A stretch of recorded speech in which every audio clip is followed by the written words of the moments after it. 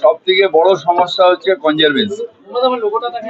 বিভিন্ন জায়গায় আমাদের কনজারভেন্সি পানিহাটিকে ফেলতে দেওয়া হচ্ছে। আমরা এখন পানিহাটি থেকে কালেকশন করে ক্যালকাটা কর্পোরেশনের ধাপার মাঠে নিয়ে যাচ্ছি, কিন্তু পানিহাটিতে এখন যা কনজারভেন্সি তাতে তো আমাদের আর ভাগাড় তৈরি করতে হয় না, আমাদের ফ্যাক্টরি তৈরি করতে হয়।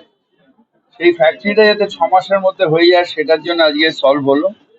আর যতক্ষণ না হবে আমরা যেভাবে কালেকশন করছি সেইভাবে করে আমরা ওটাকে এখন ধাপার মাঠেই নিয়ে যাব। 6 মাসের মধ্যে হয়ে গেলে এখানে আমরা প্রসেসটা স্টার্ট করব। দ্বিতীয়ত হচ্ছে রাস্তাঘাটের অবস্থা খুব খারাপ ছিল, সেই রাস্তাঘাট কেএমডিএ নিয়ে প্রত্যেকটা রাস্তাঘাট তৈরি করে দেবে, লিস্টটা ওরা তৈরি করছে। তৃতীয়ত হচ্ছে কিছু কিছু জায়গায় জল জমার ছিল, সেই জায়গাগুলো আমরা পাঠিয়েছি ইমিডিয়েটলি।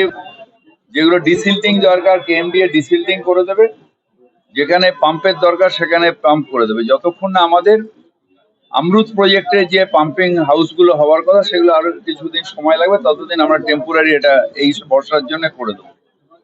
তৃতীয়ত হচ্ছে আমাদের কিছু জলের সমস্যা আছে।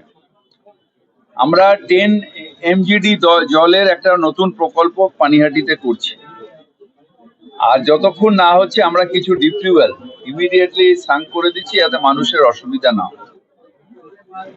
থার্ড হচ্ছে যে আমাদের লাইটিং এর, পানিহাটির পুরো শহরটাই অন্ধকার হয়েছে, সেই লাইটিং গুলো আমরা 3 কোটি টাকা দিয়ে দিচ্ছি পানিঘাটি মিউনিসিপ্যালিটিকে, যাতে সেগুলোকে রিপেয়ার করে যাতে লাইট গুলো চালু করে দেওয়া যায়। এই কথাগুলো আজকে এখানে হলো।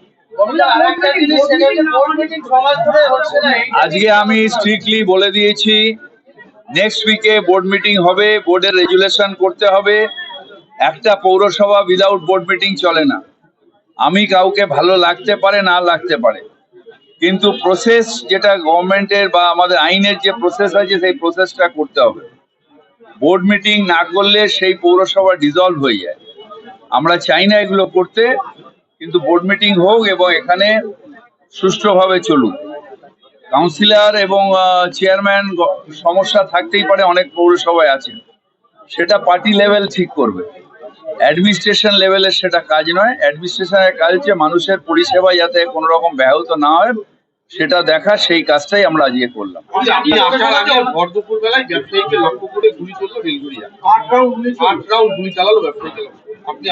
আমাদের এখানে সমস্যা হচ্ছে যে উদ্দেশ্য প্রণোদিত ভাবে কখনো সোনার দোকানে, কখনো ব্যবসায়ী, ভিন রাজ্যের মস্তানরা মানে ক্রিমিনালরা তাদের এখানে ঢোকানো হচ্ছে এবং তারা এখানে এই রকম অরাজকতার সৃষ্টি করছে।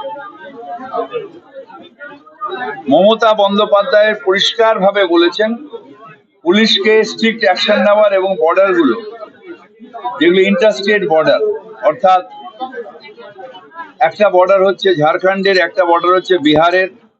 সেদিনও দেখলেন যে পালিয়ে গেল ঝাড়খণ্ডে, ওখান থেকে অ্যারেস্ট করে আনতে হবে। তো ক্রিমিনাল অ্যারেস্ট হবেই, পুলিশ অ্যাক্টিভ আছে, কিন্তু এই অরাজকতাগুলো ইচ্ছা করে আমাদের যারা বিরোধী দল আছেন তাদের কৃপায় তারা ইচ্ছা করে অরাজকতা করছেন। যেখানে যেখানে তাদের সাপোর্টেড বা তাদের গভর্নমেন্ট আছে সেখান থেকে, যেরকম আমি শুনেছি মুঙ্গের থেকে নাকি আর্মস নিয়ে আসা, এই কাজগুলো আমি আবার অনুরোধ করব পুলিশকে যাতে স্ট্রিক্টলি করে দৃষ্টান্তমূলক শাস্তি দরকার হয়।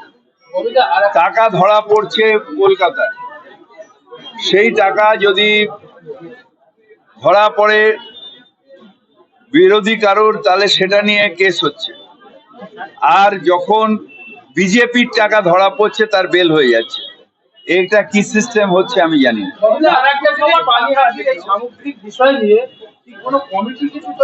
কোনো কমিটি না, আমাদের কমিটি আছে। You should have the responsibility, ইউকে রেসপন্সিবল হতে হবে, সব অফিসারদের নিয়ে বসতে হবে, সব ইঞ্জিনিয়ারদের নিয়ে বসতে হবে। আমি যা ইনস্ট্রাকশন দিলাম সেই ইনস্ট্রাকশন গুলোকে কমপ্লিট করতে হবে। পানিহাটিতে যা যা পরিষেবা সেগুলোকে স্বাভাবিক করতে হবে। 1 মাস সময় দিয়ে গেলাম, 1 মাস না হলে ইওকে আমরা জবাবদিহি চাইব। সামগ্রিক বিষয় নিয়ে যদিও প্রশাসনিক বৈঠক ছিল, কিন্তু চেয়ারম্যান পরিবর্তনের একটা গুঞ্জন তৈরি হয়েছিল। এগুলো আমাদের দলের ব্যাপার, এগুলো না প্রেসে বলবো না আমার অফিসারের সামনে বলবো। বেল যাতে না হয় তার জন্য কি ব্যবস্থা? কিছু আমাদের সিপিএম এর লয়ার আর বিজেপির ক্রিমিনাল মিলে একটা যোগ ষড়যন্ত্র হচ্ছে।